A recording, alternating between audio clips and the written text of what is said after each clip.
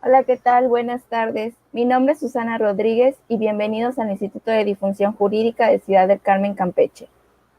Y para hablar sobre el tema Sistema Nacional Anticorrupción y la nueva política en la materia, está con nosotros la doctora Miriam Lisbeth Muñoz Mejía. Es magistrada titular de la ponencia 17 de la primera sala ordinaria en materia de responsabilidades administrativas y derecho a la buena administración del Tribunal de Justicia Administrativa de la Ciudad de México. Es presidenta de la Comisión Anticorrupción de la Asociación de Magistrados de la Justicia Administrativa del país. Doctora con mención honorífica en Derecho por el Centro Universitario de Estudios Jurídicos, maestra en Derecho y especialista en Derecho Administrativo con mención honorífica por la División de Estudios de Posgrado de la Facultad de Derecho de la UNAM y licenciada en Derecho por la misma universidad. Sin más explicación, damos la más cordial bienvenida a nuestra invitada del día de hoy. Hola, buenas noches. Hola, ¿qué tal? Buenas noches, qué gusto estar con ustedes. El gusto es de nosotros que nos ahora sí que tengamos esa oportunidad de entrevistarla y que esté aquí el día de hoy. Ahora sí que y espero ojalá nos pueda seguir acompañando en otras futuras entrevistas. Claro, claro, siempre un gusto. Gracias. Bueno, para ir abriendo el tema que suena muy interesante e importante, empezamos con esta primera pregunta. ¿Qué es el Sistema Nacional de Anticorrupción? Sí, fíjate que en México, pues tú sabes que a lo largo de los años, creo que es algo que todos entendemos muy bien, pues hemos tenido un grave problema con el tema de la corrupción. Y más que también de la corrupción, con esta incapacidad para controlarla, prevenirla, detectarla y sancionarla de una manera eficaz. Esto dio lugar a que el Estado mexicano, en una profunda reflexión, tomara el compromiso para combatirla bajo nuevos esquemas, con nuevos procedimientos, dimensionando más en su justo tamaño a este flagelo que nos daña tanto como sociedad, que es la corrupción.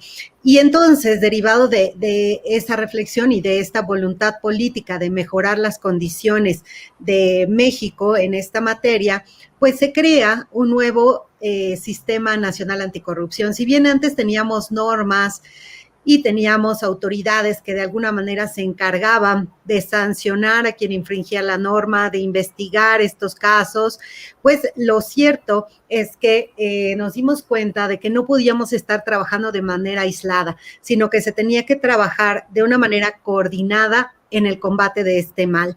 Así que se establece esta figura a nivel constitucional por una reforma que se realiza a la Constitución en el año 2015, en mayo de 2015, 27 de mayo se publican estas reformas constitucionales que en el título cuarto de la Constitución, específicamente en el artículo 113, establecen el nuevo Sistema Nacional Anticorrupción. ¿Y qué es este sistema? ¿No?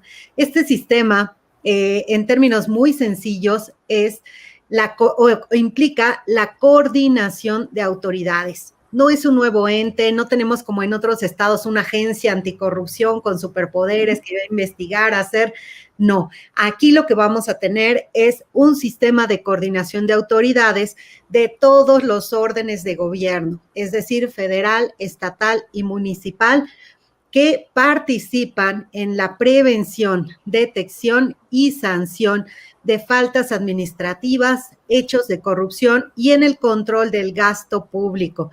Entonces, como vemos, estamos considerando a todas las autoridades, pero además en este nuevo sistema también se analiza que este flagelo, que esta conducta ilegal no solamente es cometida por servidores públicos, sino que también la sociedad participa en esta conducta que podemos decir que es un binomio entre sociedad y gobierno, ¿no? Participan los dos, entonces su combate también tienen que realizarlo los dos. Así que este nuevo sistema también se integra a la sociedad para su combate. El sistema se va a integrar por un comité coordinador. Este comité coordinador se integra por 6 autoridades que participan del Consejo de la Judicatura, Tribunales de Justicia Administrativa, el Instituto de Transparencia, digo, a nivel federal o en las entidades federativas, según sea un sistema nacional o local. Tenemos también a las contralorías, a las auditorías, todas las autoridades competentes en la prevención, detección y sanción, y también vamos a tener a la ciudadanía. Tenemos un comité de participación ciudadana que se integra por 5 ciudadanos de reconocido prestigio y probidad que tengan experiencia en este ámbito. Estos van a formar este comité de 5 personas y uno de ellos va a presidir también el comité coordinador que se integra por autoridades. Entonces tenemos esos 2 grandes comités. Como vemos, no se crea un nuevo ente, un nuevo órgano, solamente organizamos a todos para que con estas nuevas estrategias que se van a implementar en las leyes que también se reformaron, combatan la corrupción. Y también desde otro frente muy importante, que es desde el control del gasto público y el ejercicio del poder por parte de los servidores públicos. Y por tanto, el sistema también se integra por un comité rector, un comité de fiscalización que se conforma por las auditorías y por las contralorías o los órganos internos de control. Entonces vamos a abarcar todos los ámbitos y si no fuera poco, este comité coordinador, comité de participación ciudadana y el comité rector, también el sistema nacional se va a integrar por 32 sistemas locales. ¿Esto qué significa? Que cada entidad federativa va a tener su propio sistema local, que va a trabajar de una manera coordinada con el sistema nacional. Entonces, no vamos a tener tampoco un trabajo aislado. Lo que necesitamos es que todas las autoridades se coordinen e interactúen. Por eso es un sistema y no un órgano, no va a ser este organismo.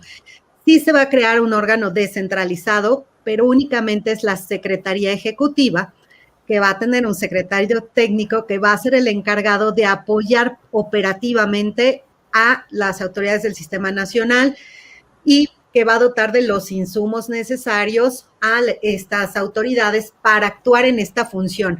Porque si vemos, por ejemplo, el Instituto Nacional de Transparencia y Acceso a la Información Pública, pues tiene su propia función, ¿no? Garantizar precisamente esa transparencia y el derecho a la información de los ciudadanos. Y sin embargo, ahora va a coadyuvar en esta nueva función, pero para que no desatienda la principal, bueno, tenemos esta Secretaría Ejecutiva para las cuestiones técnicas en las que participe. Entonces, tenemos este diseño del nuevo combate que además implicó la modificación de 7 leyes.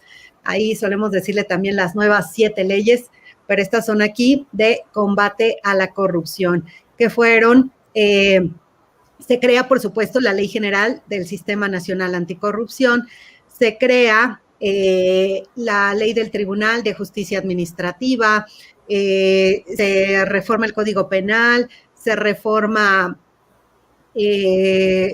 la entonces Ley Orgánica de la Procuraduría, que ahora, bueno, ya es Fiscalía, pero en ese momento todavía no tenía autonomía, bueno, la ley de la Auditoría Superior de la Federación, la ley orgánica de la Administración Pública. Entonces, tenemos todas estas nuevas leyes, la Ley General de Responsabilidades Administrativas, por supuesto. Entonces, en todas estas, lo que vamos a encontrar es un rediseño en todo el apartado relativo al combate a la corrupción. En materia administrativa, por ejemplo, tenemos un cambio importantísimo en donde ya existe un nuevo procedimiento en donde diferenciamos las autoridades según sea investigadora, sustanciadora o resolutora. También diferenciamos faltas graves de no graves. Entonces vamos a tener un procedimiento distinto para cada una de estas, si son graves o no graves. Y, por ejemplo, tratándose el caso de las faltas graves, aquí también es algo muy importante que la función de sancionar, la función de imponer las sanciones a los servidores públicos, ya no va a ser de las autoridades administrativas, como eran antes las contralorías o los órganos internos de control, sino que ahora se le da esta facultad a los tribunales de justicia administrativa. Por eso decimos que la función se judicializa. Ahora los magistrados especializados en materia de responsabilidades administrativas tenemos esta alta encomienda. Entonces, este es un rediseño en donde además tratándose de faltas graves, que la ley establece perfectamente cuáles son las graves y no graves, tratándose de las faltas graves, también vamos a poder sancionar y seguir procedimiento contra los particulares. Ya no solamente las autoridades, también contra los particulares y contra otra categoría que se denomina particulares en situación especial, que es muy interesante porque se trata de miembros de equipos de campaña, miembros de equipos de transiciones entre administraciones o los líderes de sindicatos de gobierno. Entonces, bueno, son figuras que participan en el ejercicio del poder, pero que habían quedado ahí un poco como que en el limbo, dada su naturaleza jurídica. Ahora ya los tenemos en la ley. Y bueno, les digo, también en materia de auditoría se cambia este tema de la anualidad y la posterioridad por auditorías en tiempo real. Se cambian sus facultades, ya que también puede ser autoridad investigadora y sustanciadora en los casos en que detecten faltas graves. Y bueno, en materia penal, por ejemplo, teníamos los delitos cometidos por servidores públicos y se cambia ese título 10º y ahora se denomina delitos por hechos de corrupción. Entonces, también se modifican las facultades del fiscal anticorrupción. Fiscal se llama fiscal especializado en en delitos por hechos de corrupción, porque a veces hay una confusión que escuchamos fiscal anticorrupción y creemos que es así, ¿no? Como un superente, superpoderoso que se encarga de todo el combate a la corrupción. No, el fiscal especializado en delitos por hechos de corrupción es una autoridad que se integra a la Fiscalía General de la República, depende de esta, pero tiene esa competencia especializada, pero solamente para delitos. Para todo lo demás, pues cada una de las distintas autoridades lo va a realizar. Entonces, como podemos ver, sí hay un rediseño de las facultades de todas esas autoridades para integrarlas al combate de este mal, que además se sustenta ese sistema nacional en 3 ejes fundamentales, que es la prevención, la detección y la sanción de hechos y faltas relacionados con corrupción. Y en la prevención es ahí donde vamos a encontrar también una nueva figura importante, que es la nueva política anticorrupción en la materia. Muchas gracias, excelente información. Ahora bien, ¿a quién le corresponde su creación? Sí, la política nacional anticorrupción, fíjate que te decía, algo muy novedoso, porque si bien siempre ha existido la creación y diseño de políticas públicas en nuestro país, no es algo nuevo.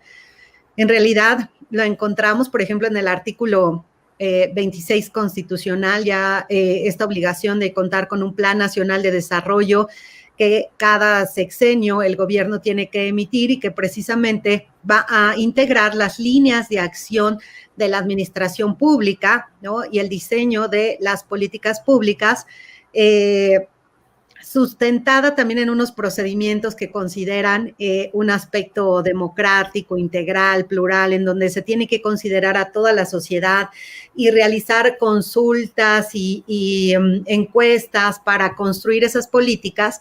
Bueno, un poco así se retoma el esquema para construir esta política nacional en la materia.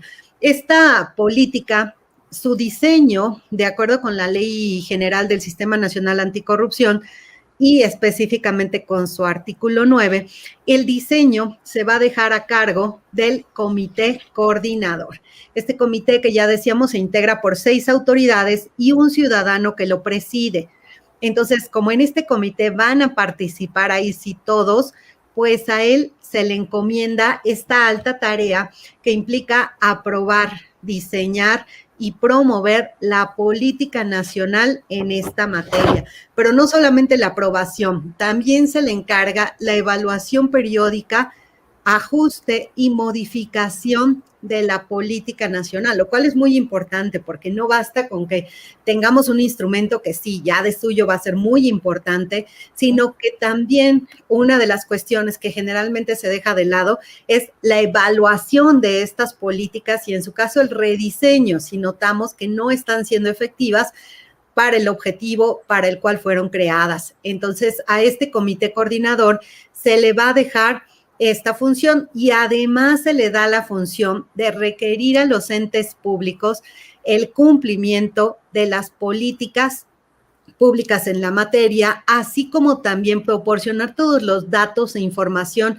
necesarios para la modificación. Entonces, esto ya se está haciendo un diseño formal, súper bien estructurado, y que esta encomienda se la han tomado muy en serio las autoridades porque ya se emitió este gran instrumento que es la Política Nacional Anticorrupción. Entonces, aquí esto es lo que encontramos que le va a corresponder al comité coordinador y déjame decirte que exactamente este instrumento, esta Política Nacional Anticorrupción, fue aprobada el 29 de enero de 2020. Digo, el sistema, si bien se crea a nivel constitucional en el año 2015, lo cierto es que las leyes generales surgen en 2016, entonces en 2016 se empieza a tener vigencia por lo menos la Ley General del Sistema Nacional Anticorrupción y las demás leyes hasta 2017. Los sistemas locales se empiezan a integrar hasta 2017 y bueno, en todo ese tiempo se fue conformando este sistema para hacer los nombramientos del Comité de Participación Ciudadana y todas estas cuestiones. Y por tanto, de pronto podemos hablar de 2015, estamos en 2021 y nos parece que va muy lento el avance, pero tiene su propia lógica. Además de que la ley, como habíamos dicho, contempla dentro de la estructura, dentro del diseño del sistema nacional, la creación de 32 sistemas locales que deben conformarse replicando el modelo federal. Esto significa también que cada entidad federativa, al tener su propio sistema, también debe crear su propia política en la materia. Entonces vamos a encontrar esta política nacional y también debemos tener 32 políticas locales que también van a diseñar cada una de las autoridades correspondientes de cada entidad federativa para abarcar así mejor las diferencias que tenemos culturalmente en cada uno de los estados y adaptar esa política a las necesidades propias de cada entidad. Entonces, esto es muy importante, que igual los comités de participación, los comités coordinadores son quienes van a crear esas políticas.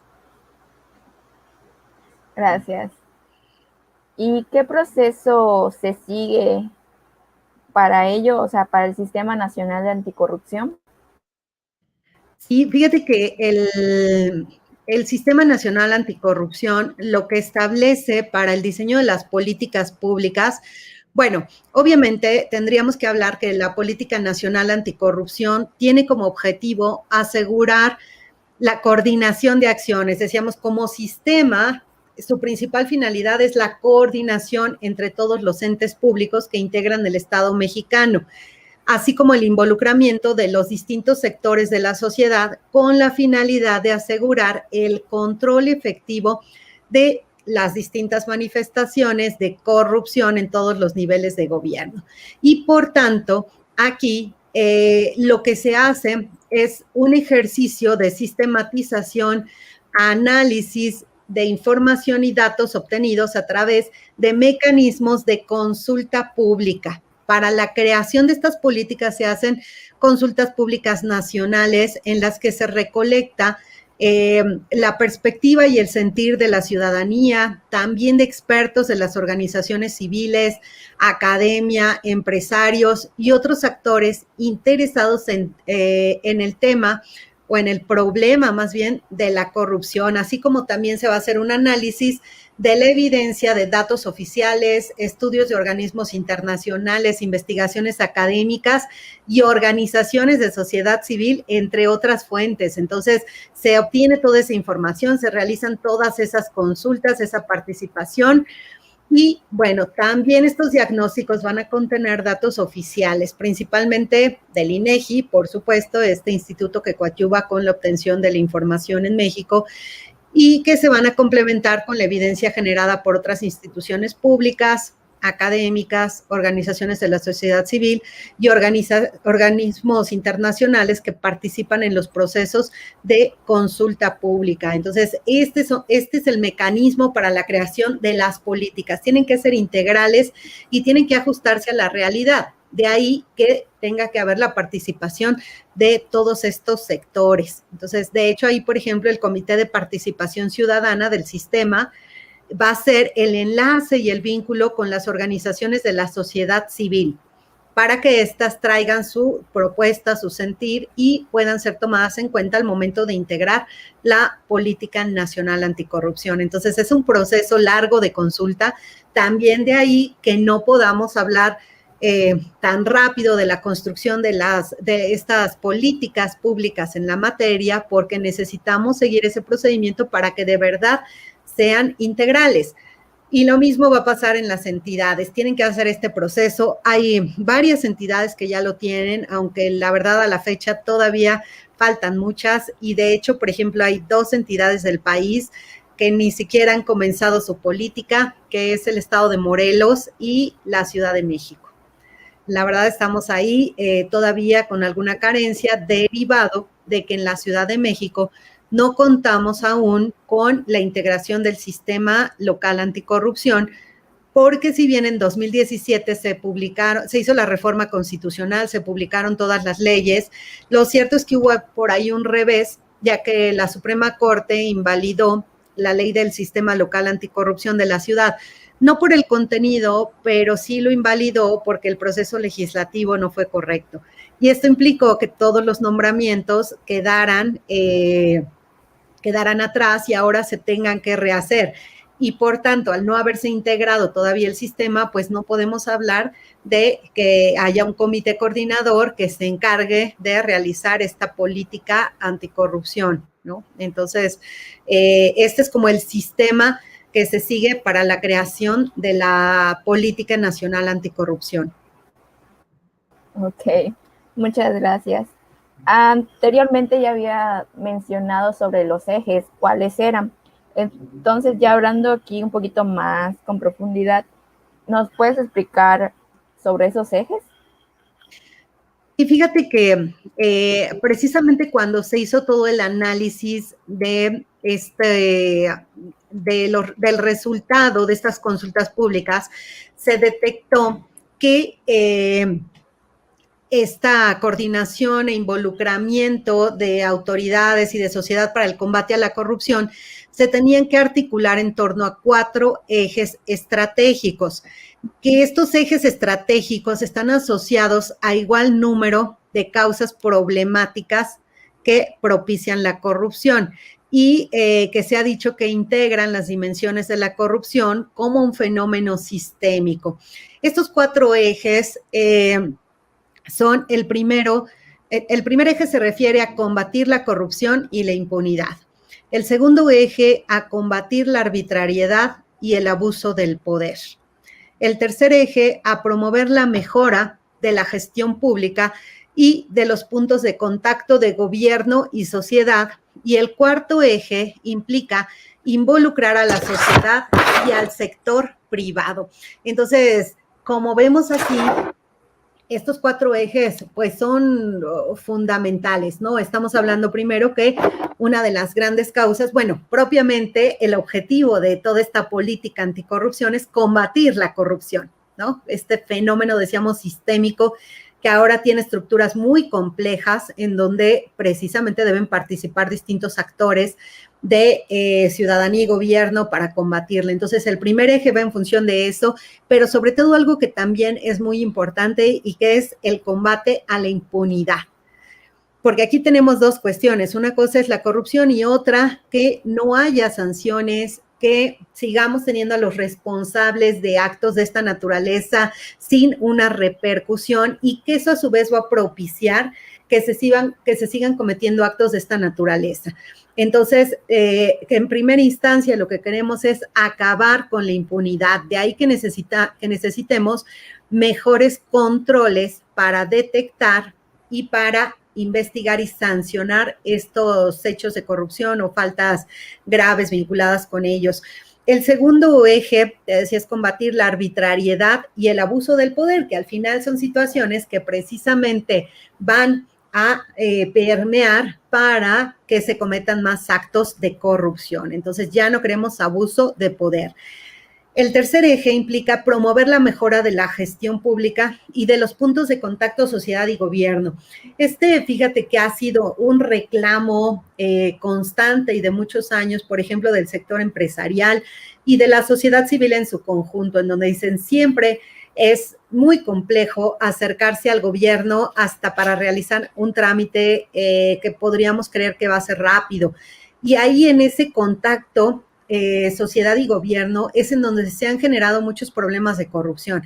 El clásico, que tenemos que realizar un trámite en el municipio o en las delegaciones y cuando llegamos a la ventanilla a solicitarlo, no se puede, le van a decir que no y si quiere yo lo agilizo, ¿no? Y entonces ahí en el primer contacto que tenemos con el gobierno ya tenemos un problema porque ya nos están pidiendo una dádiva, ya resulta que no, hombre, esto es súper complejo, necesita 1000 documentos, pero si quiere yo le ayudo y le facilito el trámite. Pero es una ayuda que no deberíamos tener que pagar porque los trámites con gobierno deben ser tan sencillos que cualquier ciudadano los pueda realizar, porque implican simplemente querer estar en la legalidad. Así que para que la gente pueda regularizar sus construcciones, establecimientos mercantiles, actividades en general, pues necesitamos agilizar y mejorar, yo creo que simplificar la actividad de gobierno, los trámites y procedimientos. Entonces, dentro de este eje, pues se maneja eso, la gestión pública, también la actividad del gobierno, que se conduzca bajo mejores parámetros y el tema también de la integridad, ¿no?, de los servidores públicos y estos puntos de contacto sociedad y gobierno.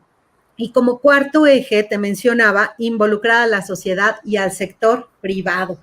Esto pues también va a ser muy importante y te decía que ya de entrada se integra a la sociedad cuando tenemos un comité de participación ciudadana y cuando su presidente también preside el comité coordinador del sistema nacional. Entonces ya están aquí involucrados, pero además tenemos que generar conciencia social en el sentido de que la corrupción nos daña a todos. A veces tenemos un poco la idea de esta corrupción blanca, gris y negra, en donde la blanca es alguna corrupción tolerada, aceptada, como darle conocida como mordida al oficial de tránsito, ¿no? Y en donde decimos, le di tanto dinero y ya me fui, ¿no? Cuando en muchas ocasiones pues en realidad desde ahí estamos permitiendo la ilegalidad o estamos propiciando, porque a veces el oficial llega, nos va a dar nuestra infracción y mucha gente ofrece ya una cantidad de dinero para que no le den la infracción y ya está propiciando la corrupción. Entonces la sociedad tiene que hacerse a la idea que eso está mal y que no debe ser sancionada solamente la corrupción que se da a gran escala, altos niveles, con miles de millones de pesos, no. Desde el billete de 50, de 20 pesos, ya no sé si alguien de un billete de 20, pero desde el billete de 50 ya es una conducta ilegal y ya está dañando el correcto ejercicio del servicio público, pero también los principios que podríamos decir pertenecen a las normas sociales cotidianas, ¿no? Estamos violando ya estas normas de convivencia y, bueno, desde ahí tenemos que concientizar, involucrar a la sociedad para combatir este mal. En muchas ocasiones no sabemos que es más sencillo que nos den la infracción, pagarla en línea, que pagada en los primeros 30 días nos hacen un descuento increíble y a veces de verdad es más barato pagarla, quitarse de temas que estar dando estas dádivas indebidas, cuando además, pues en muchas ocasiones tenemos la responsabilidad de haber cometido efectivamente las infracciones.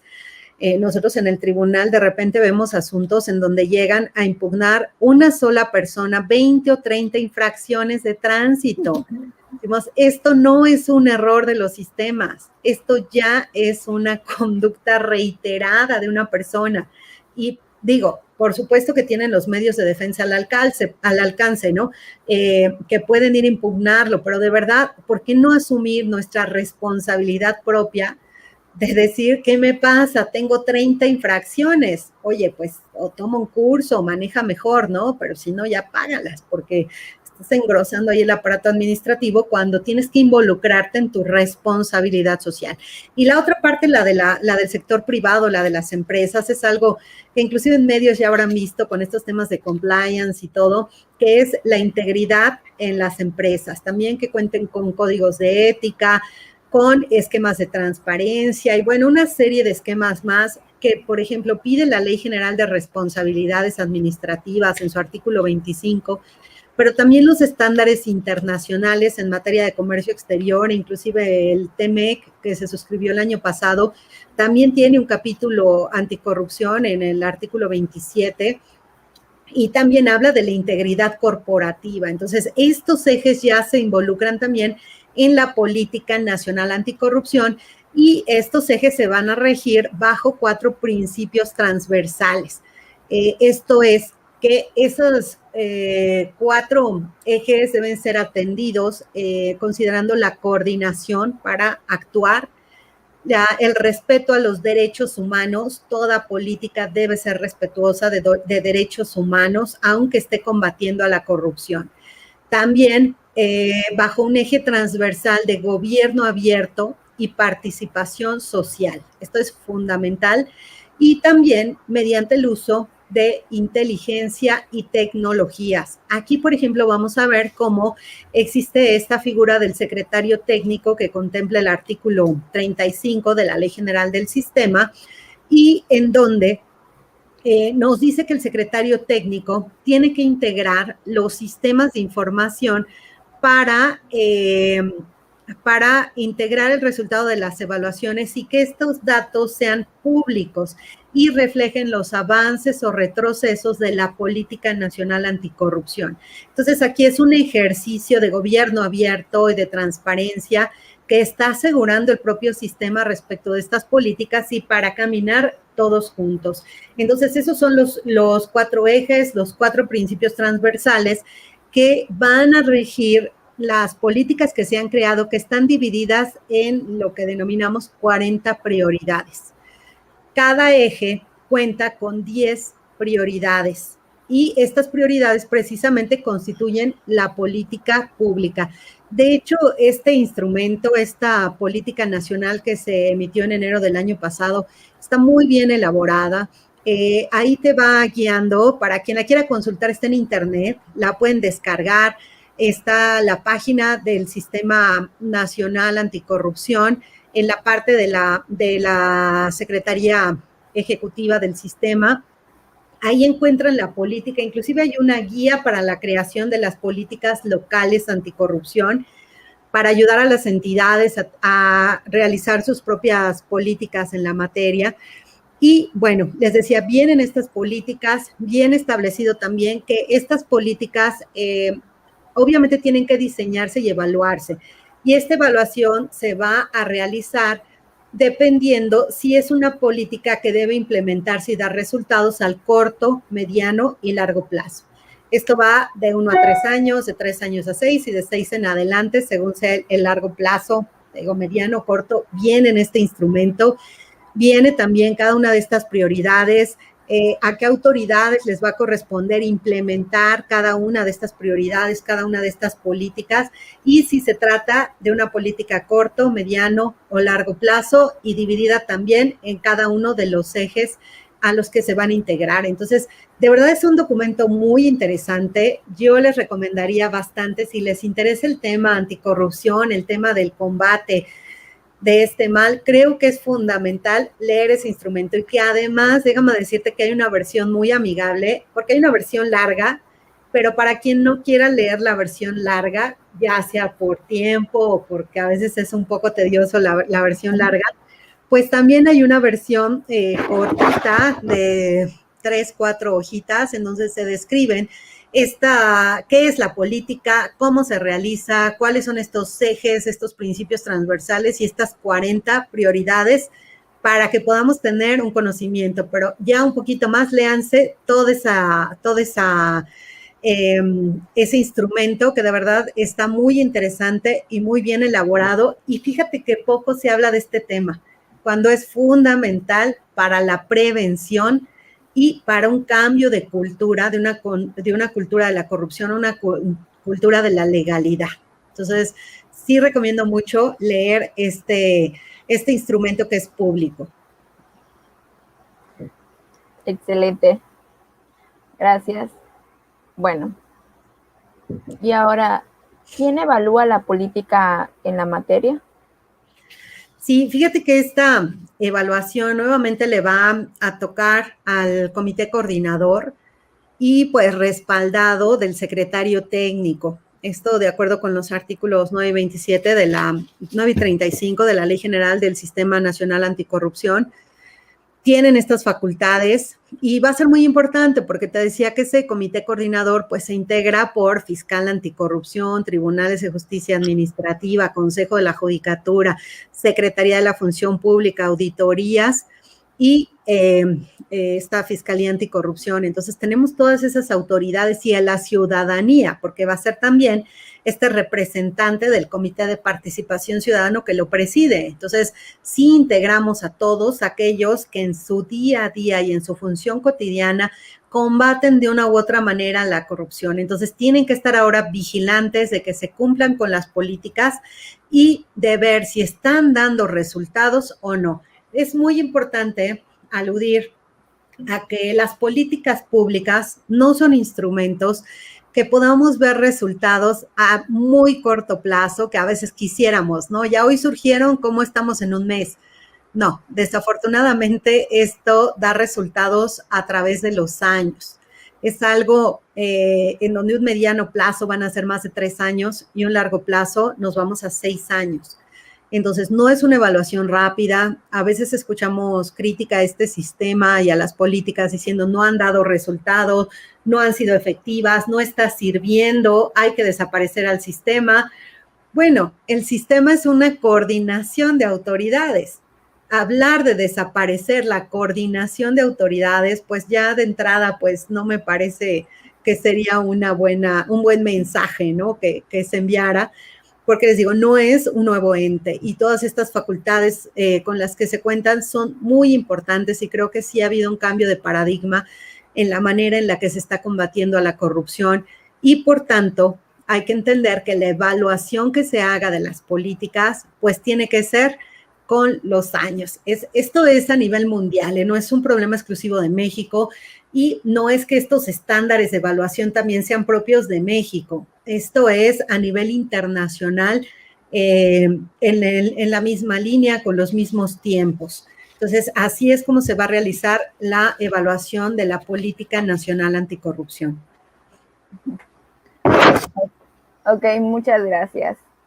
Y bueno, ahora quiero, sí preguntarte, ¿cuál podría ser una reflexión muy importante acerca de este tema que es el Sistema Nacional Anticorrupción y la nueva política en la materia? Mira, qué interesante pregunta. A ver, déjame estructurarla. Si me la vuelves a repetir porque está un poquito larga. Ok, ¿cuál podría ser una reflexión importante que nos puedas compartir sobre este tema del Sistema Nacional Anticorrupción y la nueva política en la materia?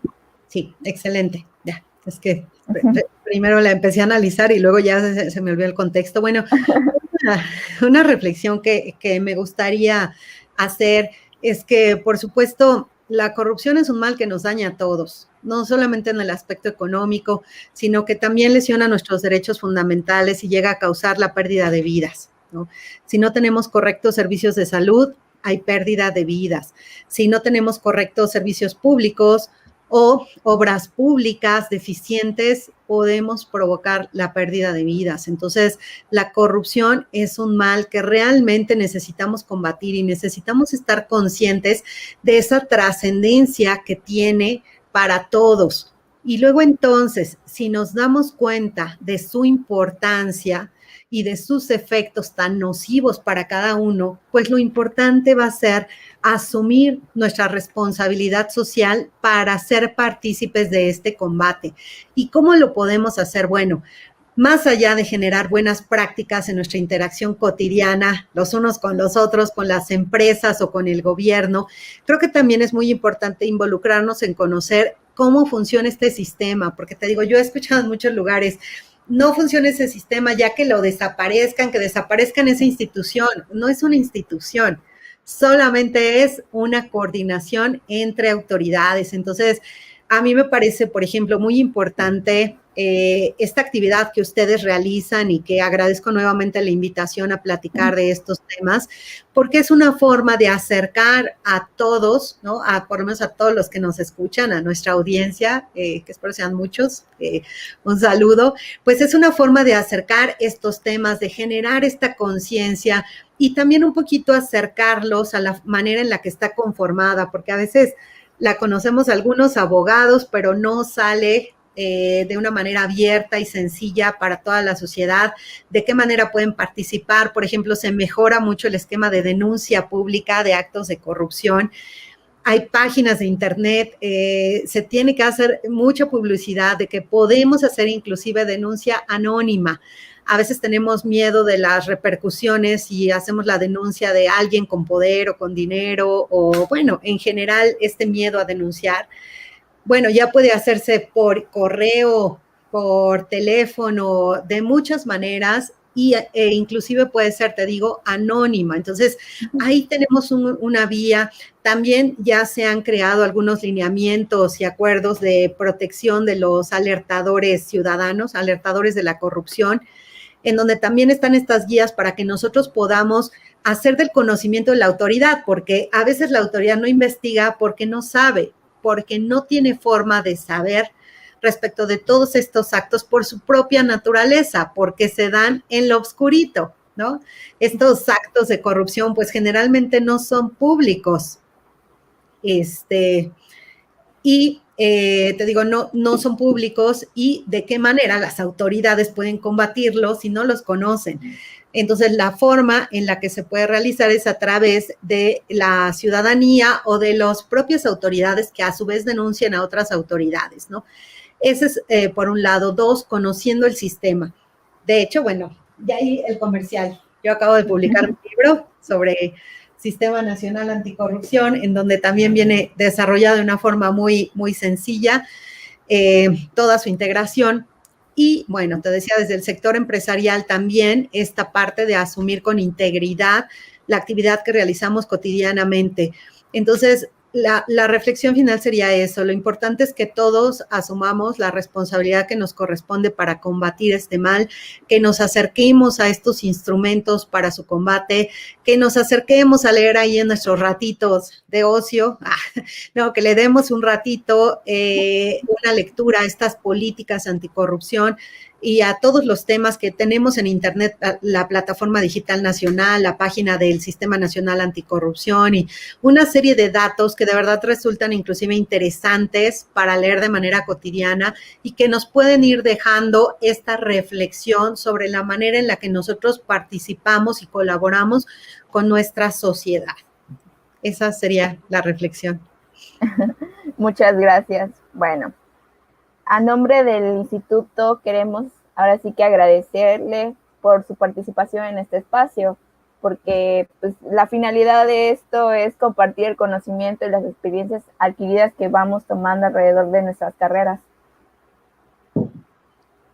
Y pues para mí un gusto, la verdad es que son temas que me apasionan, son temas que me gustan, son temas de los que yo llevo estudiando muchos años, porque si bien pues ahora soy magistrada anticorrupción, magistrada especializada en responsabilidades administrativas y me toca aplicar estos nuevos procedimientos bajo esta nueva visión de combate a la corrupción, lo cierto es que también soy académica.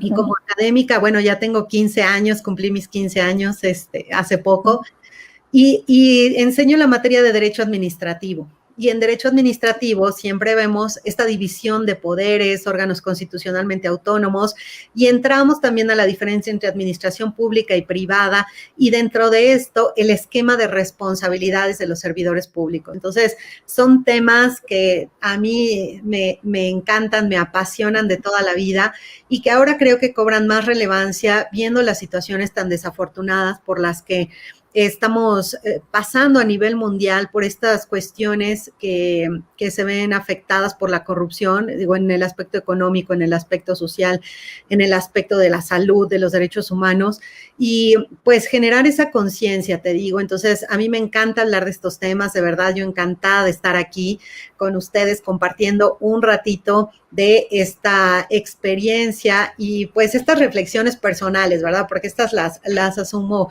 en forma personal y desde una perspectiva académica, considerando que es muy importante, te decía, asumir esta responsabilidad, y precisamente estas charlas yo las hago con esta visión de contribuir un poco en lo posible al combate a la corrupción en nuestro país. Muchas gracias. Igual no sé si hay algún problema de que nos pueda compartir, no sé, alguna página, el contacto, si alguien de la audiencia quiere más información sobre el tema o alguna duda. Sí, yo creo que igual y por conducto de ustedes, si les envían las dudas y a lo mejor ya ustedes me las hacen llegar por mail, Okay. Ya, con mucho gusto las vamos desahogando, ¿no? Ok, entonces, Claro, sí, perfecto. claro, sí, para que Entonces, sea más pues, fácil. claro. Igual, pues reiteramos una vez más los agradecimientos a nombre del instituto y esperemos que nos vuelvas a conceder otra entrevista con algún otro tema de interés. Y pues te deseamos buenas noches y que pues tengas mucho éxito. Muchas gracias y buenas noches a todos. Un gusto estar con ustedes. Gracias.